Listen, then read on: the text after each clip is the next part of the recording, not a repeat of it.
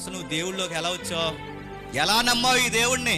నీ తాతయ్యకి బాలేదని వచ్చావా? మీ అమ్మకు బాలేదని వచ్చావా? లేదా నీకు ఆరోగ్యం బాలేదని వచ్చావా? ఏమి నీ నమ్మావు? ఏ పాయింట్ మీద నమ్ముతున్నావు? దేవుడు ఎలాకి వచ్చాడని నమ్ముతున్నావా?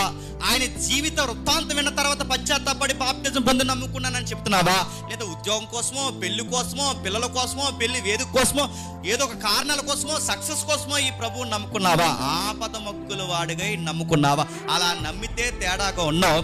అలా నమ్మలేదండి, నేను ఇలా నమ్మానండి, సువార్త విన్నానండి, పశ్చాత్తాపడ్డానండి, ఆయన ప్రభువుకు అంగీకరించి నేను బాప్టిజం పొందానంటే నువ్వు రైట్గా నమ్ముకున్నావు.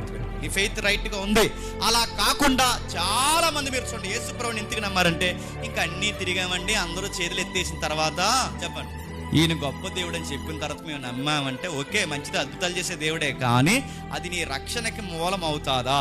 నువ్వు పశ్చాత్తాపడ్డావా? బాప్టిజం తీసుకున్నావా? ఎలా నమ్ముతున్నావు? నీ ఫైనాన్స్ కోసం నమ్ముతున్నావా? చిల్డ్రన్స్ కోసం నమ్ముతున్నావా? లేకపోతే నీ ఫ్యామిలీ ప్రాబ్లమ్స్ కోసం నమ్ముతున్నావా? కోర్టు సమస్యల కోసం నమ్ముతున్నావా?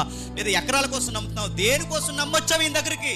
ఒకటి క్రైస్తవుడు అయ్యాడనడానికి మొట్టమొదటి గుర్తు ఏంటంటే, మళ్ళీ చెప్తున్నాను, సువార్త వింటాడు, విన్నదానికి పశ్చాత్తాపడతాడు. ఎందుకంటే నా ప్రభు ఎంత చేశాడని. పశ్చాత్తాపడినవాడు 3వ స్టేజ్లో చెప్పండి బాప్టిజం తీసుకుంటాడు. ఈ 3 జరగాలి.